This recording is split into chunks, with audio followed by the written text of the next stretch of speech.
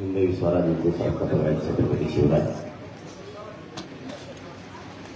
आंबे टाकळी गावातील जमलेल्या सर्व मराठा बांधवांना माझा मानाचा देश आहे. मराठा आरक्षणाची लढाई ही मराठ्यांनी आता जिंकत आणली. तसं तर या देशात आणि या राज्यात आतापर्यंत 100% आंदोलन एकही यशस्वी झालेलं नाही. परंतु ही पहिली वेळ एक करोडो मराठा समाज एकत्र आला आणि ही लढाई 100% यशस्वी झाली. हे देशातलं पहिलं उदाहरण. आपण 10% स्वीकारलं म्हणून थोडी कसर राहील. नसता 57 लाख नोंदी मिळाल्या. त्या 57 लाख नोंदीच्या माध्यमातून 1.25 करोड अंदाजे मराठ्यांनी आजपर्यंत राज्यात आरक्षण घेतलं. 1.25 करोड मराठ्यांनी. आणि हे 10%. असं एकूण जर बघितलं तर 100% लढाई देशातली ही पहिली लढाई आणि पहिलं आंदोलन एकही यशस्वी झालं. परंतु 10% आरक्षणाची मागणी मराठा समाजाची नाही. मराठा समाजाची मागणी ओबीसीतून आरक्षण पाहिजे आणि ते 10% दिलेलं टिकत नाही. म्हणून ही 100% लढाई यशस्वी होत नाही. एकदा जर सगळ्या सोयऱ्यांची अंमलबजावणी झाली मग मात्र महाराष्ट्रातल्या घराघरातल्या प्रत्येक मराठा समाजाला या आरक्षणाचा लाभ होणार आहे. आरक्षण मिळणार. ही लढाई 100% झाली असती. पुढे लागत असलं तर मागे सरका थोडं किंवा मग पुढे या इकडं.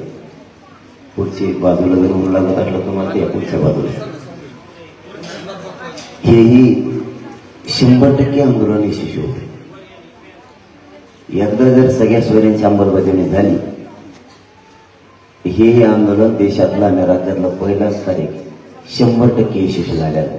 नसता 10%, 20% असंच यशस्वी होतं. 100% होतं. मी नाही हटणार. तुम्ही यासाठीचा उल्लेख केला सर, काही झालं मी मात्र हटत नाही. कारण मला कशाची गरजच नाही. गाडी म्हणून तर गाडी येते. डिझेल टाकायचं म्हणून तर दुसरा टाकेल. सरकारच्या पैशाची पदाची मला गरज नाही. त्यामुळे मी देणार तर माझं आयुष्य सुद्धा मराठ्यांना आणि आरक्षण सुद्धा मराठ्यांना. आणि हे गाव मला आजपासून नाही बदलत, अनेक वर्षापासून बघतो. मी स्वतःच घालायला गेलो नाही तर सरकारला उलट पालट करायला सुद्धा देणार. त्यांनी यासाठी काय नेमली आणि काही नेमली. माझ्याजवळ हाही काय यासाठी नियम आहे. यासाठी कोणासाठी राहते? ज्याने हजारो कोटी रुपये घोटाळा केला त्यासाठी. ते तर त्यांच्या भोवतीच फिरत येते. हजारो कोटीवरील ईडी लावली की पक्षात गेलात म्हणून समजा. त्यांना वाटलं याला जर ईडी लावली हेव्हा आपल्याकडे आला म्हणजे मराठ्यांचे आंदोलन मोडून जाईल, मराठ्यांना आरक्षण द्यायचं राहून जाईल. मी म्हणलं ईडी नाही तू का नाही त्या कुठून आण. मी मात्र हटत नाही. आज सगळं भ्रष्टाचारी सुद्धा त्यांच्या बाजूने येतात. त्यांना नाही यासाठी मला लावले. माझ्याजवळ काय मग जर पाकिट आणलं ना तर चोराने तर चोरा सुद्धा 2 दिवस भागत जात नाही. एवढा लोड येतो त्याला. त्याला वाटतं का बेकार गिरायला लागलं होईल. कधीच त्याचा खाली आत गेलेला नसतो. पण महापाकिट जर आणलं तर चोर सुद्धा टेन्शन मध्ये येतो. माझ्याजवळ आहे का? माझ्या घरावर सिमेंटाचे पत्रे वाटते याला नेतो टाकतो काय घरावर. ते भंगारात बी विकत नाही. कारण माझी संपत्तीच माझा मराठा समाज आहे. मायबाप आणि दैवतच माझा मराठा समाज. त्यामुळे मला नाही कळत याची आरक्षणाचा काय फायदा आहे. हे जे शिकते पोरं आणि त्यांचा 1% नंबर हुकला त्याला विचारा आरक्षणाची काय किंमत आहे. ज्या बापानं ज्या आईनं कर्ज काढून पोरं शिकवले त्यांना विचारा आरक्षणाची काय किंमत. तुम्ही वाट्यावर बसून चव्हाट्यावर बसून गप्पा मारणार, तुम्हाला नाही करणार. जे पोरं आहे त्याचे होता होता राहून गेले, जे नोकरदार वर्गात भरती झालेले त्यांची बढती नाही झाल्यावर त्यांना विचारा आरक्षणाची काय किंमत. आणि मग हा संघर्ष कोणासाठी चालू? मी एवढी सरकारची दुश्मनी पत्करली का? मराठा समाज मोठा व्हावा.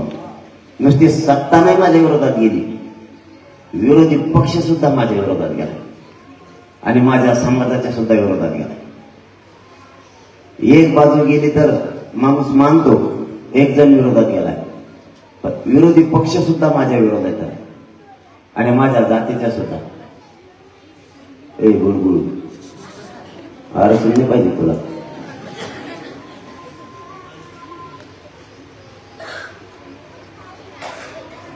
माझा समाजही कितीही विरोधात गेला, सत्ताधारी आणि विरोधात, तरी माझा समाजही हटत नाही आणि मी पण हटत नाही. अशी जोड जमली आमच्या दोघांची आता सध्या, मराठा समाजाचे माझे. मी मागासारखा माणूस तर ते बी सरकत नाही आणि ते मागासारखा माणूस तर मी बी सरकत. असे वस्ताद लागलो तर आम्ही त्यांना, ते तर डोकंच खाली दे. ते म्हणजे काय निवार माहिती लागलं रावे, ऐकत नाही कोणाचं, काहीच नाही. काय काय पाहिजे? माझ्या समाजाचं 75 वर्ष यांनी वाढवलं केलं, यांचं काय ऐकायचं नाही. आमच्या बापदाद्यांचे कंबरडे मोडेपर्यंत कष्ट केले, त्यांनी लेकरं शिकवले. यांचं ऐकायचं काय समज?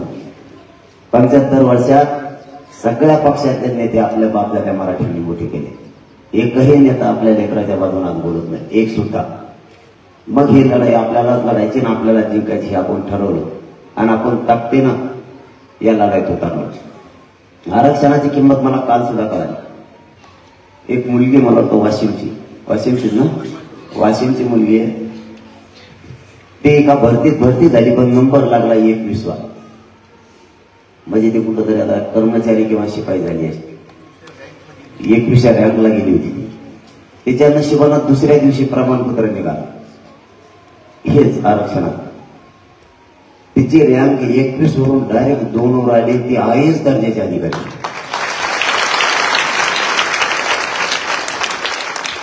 ती मुलगी बोलताना सुद्धा रडत नाही, इतकं नशीब बदलतं. आरक्षणात एवढी ताकद आहे. तसं तुम्ही प्रॉपर्टी तुमच्या लेकरासाठी ठेवली का मग तितकेच आरक्षण सुद्धा तुम्हाला प्रॉपर्टी म्हणून गरजेचं. यांच्याकडून सगळ्या शहरीच्या अंमलबजावणी घ्यायची, त्यात काही शंका नाही. लावू द्या, आचारसंहिता लावली असेल, आचारसंहिता लावली म्हणून काय झालं? पुन्हा टक्कर आपल्याशी सुट्टी नाही. त्याला वाटत असेल आता सुख काय म्हणतात ना, हे एवढेच आचारसंहितेपर्यंत महिन्यात 1.5 महिन्यात आला. पुन्हा आपण त्याला थोडं मराठीत तयारायचं, सुट्टीच नाही यांना आरक्षण घेतल्याशिवाय. कितीही ताकद लावला. आणि मी हे हटत नाही, काही केलं तरी हटत नाही. यांनी काही यासाठी नेमू द्या, यांना काय नेमायचं ते नेमू द्या. मध्ये मै तर बदनामीच केली भयानक. जे नाही तेच बाहेर काढायला लागले. काही 2-4 ते टपळे हाताखाली धरले आणि ते बडबड करायचं तिकडं. जे मराठ्यांच्या जीवावर लागलेले तेच मराठ्यांच्याच विरोधात उठले, मीडिया पुढे बोलायला लागले. थोडेफार पैसे दिले असतील, त्या पैशासाठी जात विकायला लागला तुम्ही. मी आजपर्यंत नाही जात विकली. मी काही चूक नाही करत. इमानदारीनं माझ्या समाजाचा लढा लढतोय म्हणजे मी काय चूक केली का? मी माझ्या समाजावर निष्ठा ठेवली म्हणजे चूक केली? मी माझ्या समाजाच्या पोराला आरक्षण लागतंय ते मागतोय म्हणून मी काही चूक केली का? मी नेमकं केलं काय? मी माझी इमानदारी किंवा माझ्या समाजाला विकून मी नाही मोठा होऊ शकत. माझे 2 लेकरं सुखात राहते. मग करोडो पोरांचं जर वाटलं झालं ते पाप डोक्यात घेऊन रस्त्याने मी जायचं कसं? त्यामुळे मी नाही बदलू शकत त्यांना. त्यांनी खूप षडयंत्र लावले माझ्या विरोधात, खूप काय. आपण मुंबईला चाललो होतो त्याच वेळेस त्यांनी मोठे ट्रॅक लावले होते बदनाम करण्यासाठी. तेही आपल्याला माहीत झाल्यामुळे त्यांच्या लक्षात आलं की याला आमदार मंत्र्यासह नावं माहीत झाले, तेव्हा आपलं वाजवून टाकले. ते ट्रॅप त्यांनी बंद केले. मध्ये पुन्हा सुरुवात केली. खोटे गुन्हे दाखल करणं, बोर्ड काढणं, जेसीप्या लावल्या त्या विरोधात गुन्हे दाखल करणं. मला जेसीप्याचं गणितच नाही कळालं. आणखी मी मराठ्याच्या पोराला सांगतोय तुम्ही जेसीप्या लावू नका, पण हे पोट्टे लय काढत ते लावल्याशिवाय राहतच नाही. त्या पिंपळनेरला गुन्हे दाखल झाले जेसीपीवर. मग तर वसमतवाल्याने 250 ते 300 जेसीप्या लावल्या. हो द्या म्हणलं काय व्हायचं. म्हणजे मराठ्या नाही का, पण मला ते जेसीपीचा एक प्रोग्राम कळाला नाही. सरकारला नेट काय, जेसीपी आमच्या, फुलं आमचे, माणसं आमची, पैसे आमचे, डिझेल आमचं, भाडं आम्ही देणार, मागणी आमची, रस्ते आमचे. मग तुला मुंबईपासून काय व्हायला लागलं नेमकं? त्यांच्या एका नेत्यावर फुलं नाही टाकलं, त्याला आम्ही काय करू?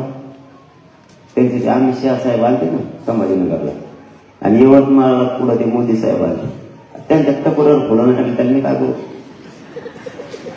तुम्ही आनंद 2-3 सीटर वातावरण 200 सीटर त्यांच्या टकोऱ्यावर, त्याला आम्ही काय करावं?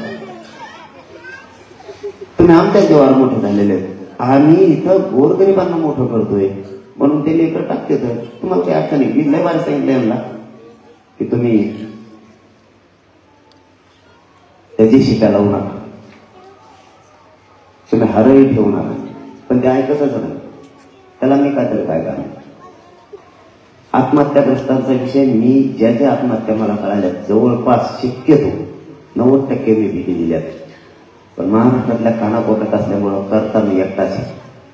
माझ्या खांद्यावरती समाजाच्या आरक्षणाची जबाबदारी आहे. आत्महत्या केलेल्या कुटुंबाच्या परिवाराच्या सुद्धा न्याय मिळवून द्यायची जबाबदारी. विरोध्याला नाही, मलाच डोका लावावं, सरकारशी मलाच डोका लावायला लागतं. बैठका कार्यक्रमात याला हेही मलाच घ्यावे लागते. मी जाणून बुजून टाळत नाही, पण कळालं की त्याच दिवशी त्याला न्याय देतो. थेट मुख्यमंत्र्यांना सांगून, आत्ताही मी मुख्यमंत्र्यांना सांगितले आत्महत्येच्याबद्दल, ते तातडीनं मार्ग लागले. हे बघा, काही नाविलाजी होऊ नये, घटना व्हायलाच नाही पाहिजे. मी पहिल्यापासून सांगतो आत्महत्या करू नका, परंतु आपली सुद्धा जबाबदारी गाव म्हणून. जर एखादी आत्महत्या झाली तर एक कुटुंब आपल्या गावाला सांभाळून आले मोठी गोष्ट नाही. नाही सरकारनं दिलं तर पोराच्या जीवावर राहायची काही गरज नाही. आपण जर मनावर घेतलं, त्या घरातला करता पुरुष गेला, त्या आई बहिणीच्या कंपाळाचा कुंकू पुसलं, तिचे लेकरं उघड्यावर पडले, याची त्याची वाट बघण्यापेक्षा सरकारची कोणाची मदत देईल का नाही, नुसते गावाने जरी ठरवलं तरी 2 पिढ्यावर त्याला मदत होईल एवढी ताकद आपल्या सुद्धा गावात आहे. आपणही सगळेजण त्या बलिदान गेलेल्या कुटुंबाच्या पाठीशी उभा राहायचा. कारण त्यांचं शेवटी लेकराला कोणीच नसतं गेल्याच्या नंतर. त्यांनी आत्महत्या केली आपल्याला न्याय मिळावा म्हणून, आपल्याला आरक्षण मिळावं म्हणून. आपणही सगळ्या परिसरांना, गावकऱ्यांनी त्या कुटुंबाच्या पाठीशी उभा राहायला पाहिजे. नुसता तो गेला आणि त्यानंतर लक्षच नाही दिलं तर इथून पुढं काम करणारे लोक सुद्धा तयार नाही होणार. आपणही सगळ्यांना कौतुक करतो. नाही माझ्या ज्यांनी एखादं झालं तर तुम्ही पुढं होऊन स्वतःचा मुलगा म्हणून समाजाने सुद्धा काम करा. तुम्हाला काय हरकत नाही. समाजाच्या लेकरासाठी तुम्ही पण मायबाप म्हणून त्या कुटुंबाच्या पाठीशी उभा राहता. सगळे गावकरी, आपल्यात असणारे मोठे मोठे काही माणसं आहेत, त्यांनी सुद्धा उभं राहिलं पाहिजे.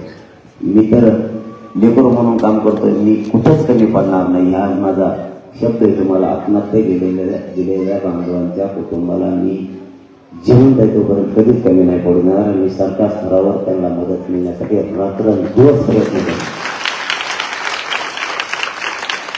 परंतु उगाच कशासाठी नाराजी दाखवतो दोन. त्यांच्या पाठीशी सगळा समाज आहे. आपण सुद्धा रात्रंदिवस. पहिले सुद्धा 42 बांधव बलिदान दिले होते एक 4-5 वर्षापूर्वी. त्यांच्यासाठी सुद्धा मी 3.5 महिने सलग आंदोलन करून लढलो आणि त्यांना न्याय मिळवून दिला. त्याच्यात काही शंका नाही. मात्र तुम्हाला एक या बैठकीच्या माध्यमातून सांगायचं, पण मला एक नाही काकाला म्हणून बैठकी घेतो आणि तुम्ही सवाल घेतल्यासारखी घेतली. बैठकीची बोलली होती आम्ही, पुरं गावात जमलंय तुमच्या मेहंदी निघाल्या नाही कसं तुमच्या नामची का भावती होती का आमचा तपास लागला ना कोणकडे मग सगळे स्वयंवर टाकलेले का एकदा जर स्वयंची अंमलबजावणी झाली की स्वयं मेहनत म्हणायचे त्याच्यात दार घेऊन बस नाही द्यायला ती म्हणायची पुस्तक सर मारायचं 50 रुपयाचं पेट्रोल टाका त्याला चहा पाजा एकदा आपलं काढून घ्या त्याला परत नेऊन सोडा आणि सोडतात तिथं पैसे सगळ्या शहराशिवाय सरकारला सुट्टी नाही काल परत एक माहिती मिळाली महाराष्ट्राचं आंतरवालीसह महाराष्ट्रातले सगळे नियम मागे घेतले मुख्यमंत्र्यांनी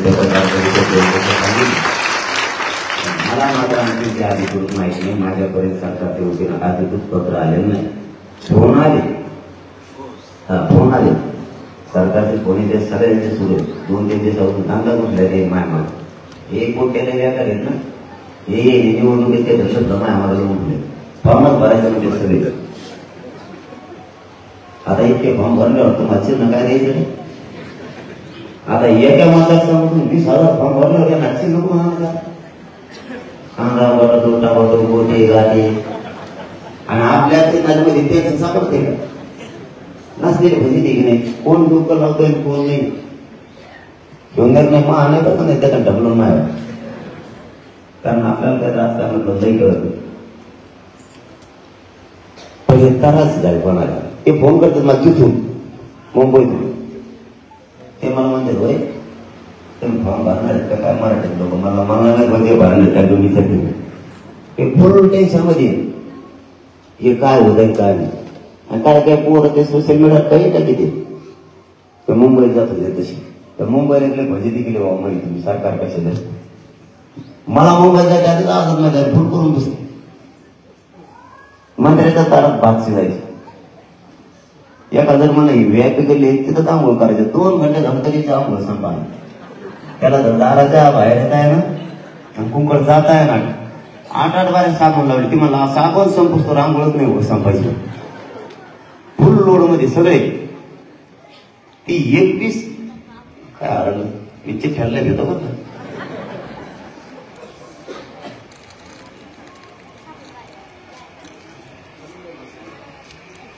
तुम्ही एकटेच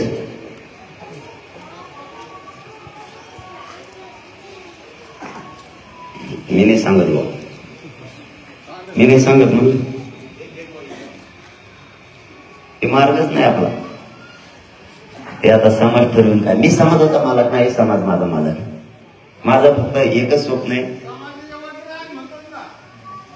फक्त आपलं एकच स्वप्न आहे गोरगरिबांच्या लेकरांना आरक्षण देऊ त्यांना क्लास 1 पासून क्लास 4 आणि IPS दर्जाचे अधिकारी झालेले मराठीचे लेकर आरक्षण आणि ते आता जवळ आणलाय आपण त्याच्यात काही सुट्टी नाही फक्त सगळे एकजूट राहा राजकारण येऊन देऊ नका आता आले तर राजकारणाचे दिवस त्यांनाच काय पळायचं तर पळू द्या आपण पळत ना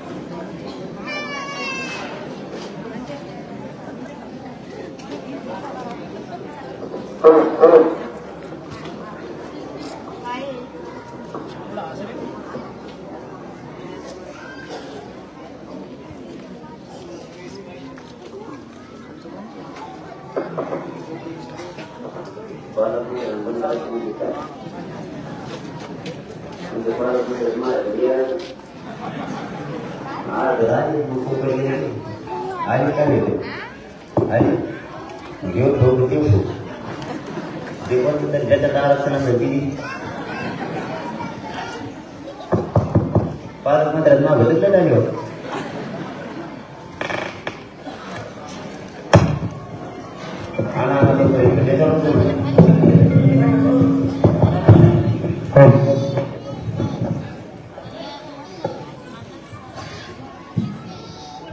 लाईट गेली तरी तो उठला नाही. याचं एक उदाहरण माझ्या लक्षात आलं. मी पिंपळवंडी म्हणून आहे बीड तालुक्यात. तिथं एक 70-80 लोक होते.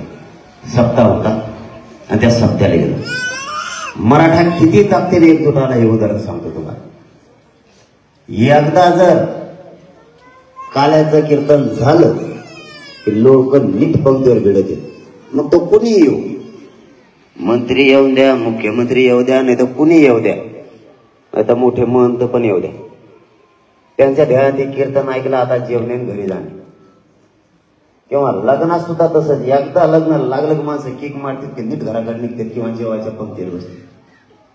त्या पिंपळवंडीला मी उदाहरण बघितलं आणि त्या महाराज सुद्धा परेशान झाले.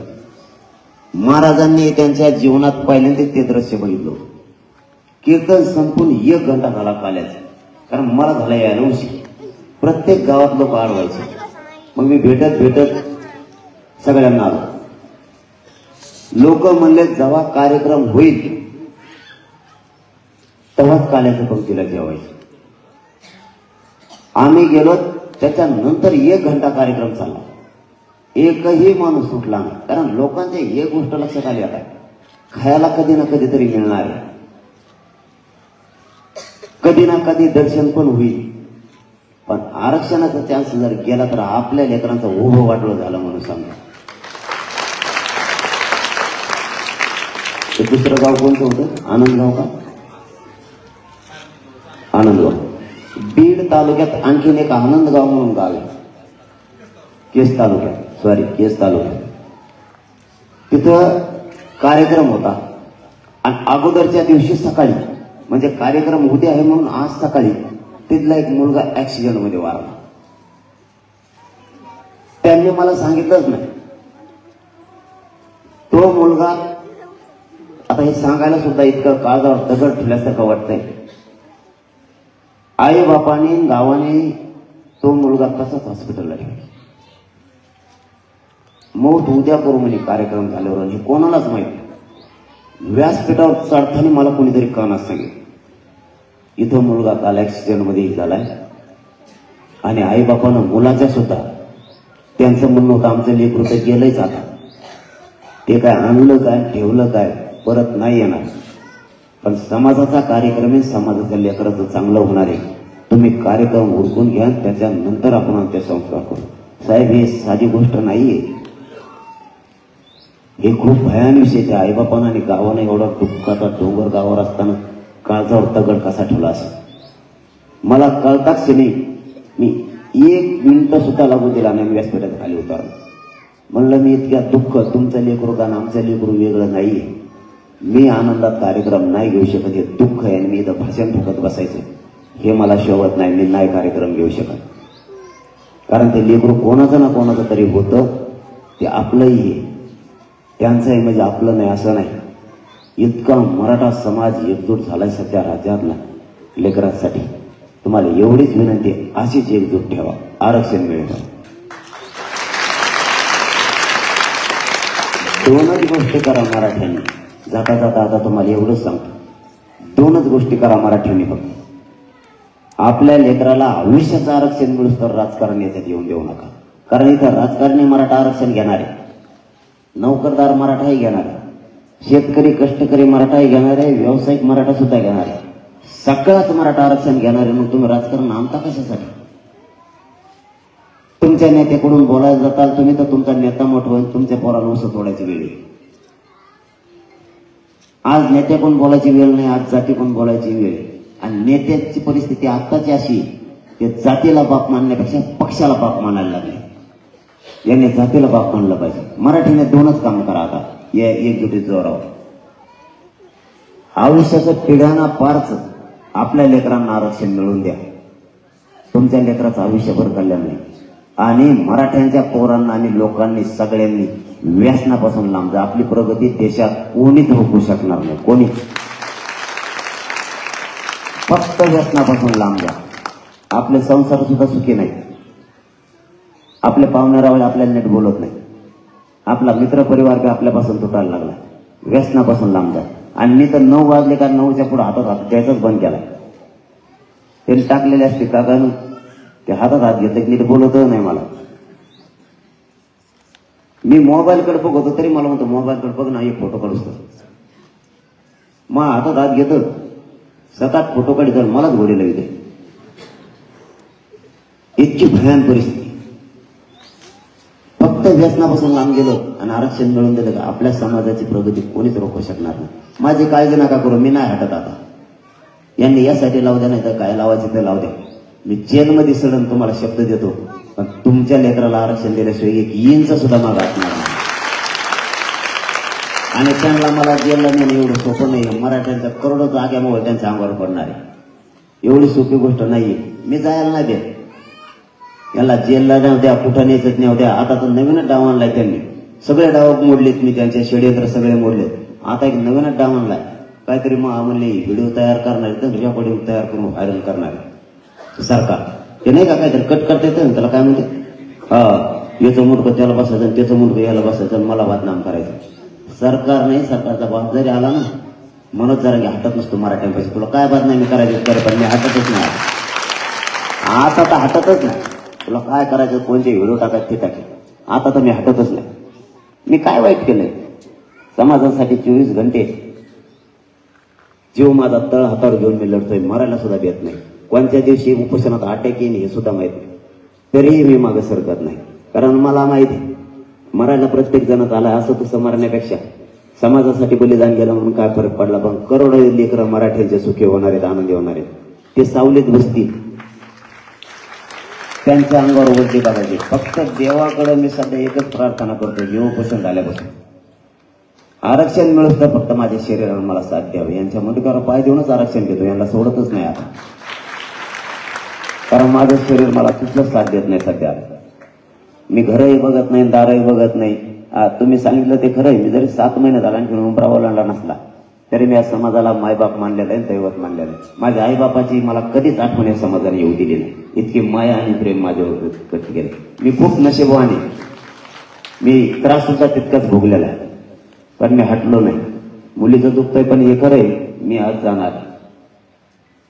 कारण भेटणं गरजेचं आहे. एकजूट राहा. आरक्षण घेतल्याशिवाय आपल्याला हटायचं नाही.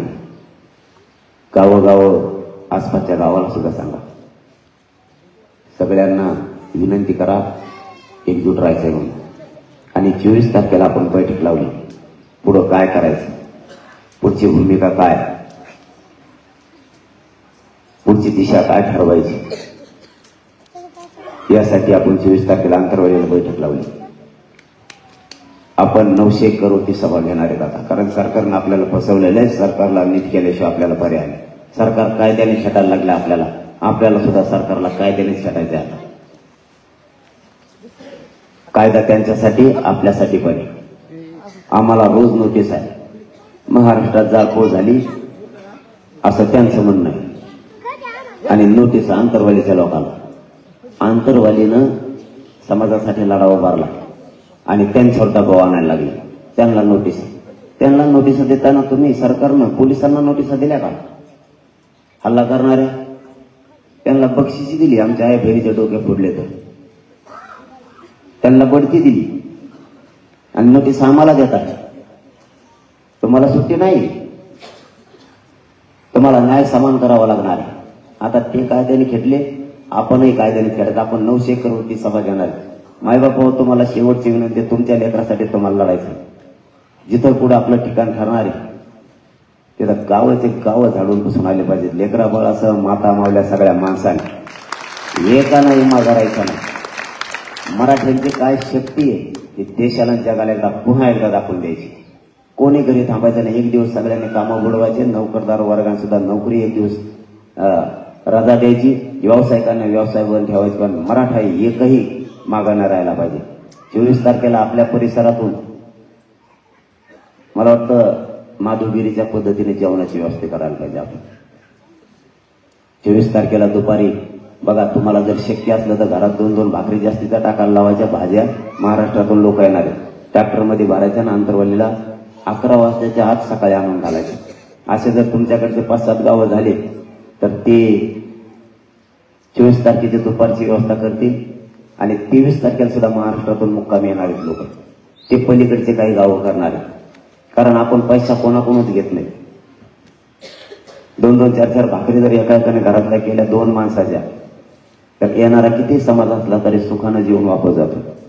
24 तारखेला आसपासचे गावही जागे करा. तुमच्याही गावातले सगळ्या बांधवांनी बैठकीला या आणि जितके मित्र आहेत, जितके पाहुणे, जिथपर्यंत तुमचे संपर्क आहेत तिथपर्यंत सांगा की या म्हणून. कारण एका गावातून किमान 2 तरी लोक जरी आले ना तरी बैठकीत काय ठरलंय ते गावात जाऊन गावाची बैठक घेऊन सांगणार आहेत. बैठकीत असं ठरलंय, ते कायद्याने खेटायचं ठरलंय, आपलं वाटोळं करायचं ठरवलंय. आपणही त्यांना कायद्यानेच खेटायचं. त्यांचा मग आपल्या लेकरांचं वाटलं तर त्यांचं पण राजकीय करिअरचं वाटलं, त्याला नाविलाज आहे मराठ्यांचा. आणि एवढा मोठा समुदायाच्या विरोधात सरकारनं जाणं त्यांच्यासाठी सोपं नाही. पण मुलं डोळ्यासमोर ठेवा, राजकीय नेता डोळ्यासमोर ठेवू नका. त्याला जर डोळ्यासमोर ठेवलं तर तो मोठा होणार आहे, त्याचे लेकरं मोठं होणार आहे, तुमच्या लेकरांचं उभं आयुष्याचं वाटोळं होणार आहे. त्यामुळे आरक्षण आपल्यासाठी खूप महत्वाचं आहे. तुम्हाला जाता जाता माझा शब्द आहे, माझा जीव जरी गेला तरी तुमच्या लेकरांना आरक्षण देऊ. तुमच्या पोरांच्या डोक्यावर आरक्षणाचा गुलाल टाकल्याशिवाय इंच मागं सरकारणार नाही, हे शब्द तुम्हाला देतो आणि थांबतो. धन्यवाद. जय श्री.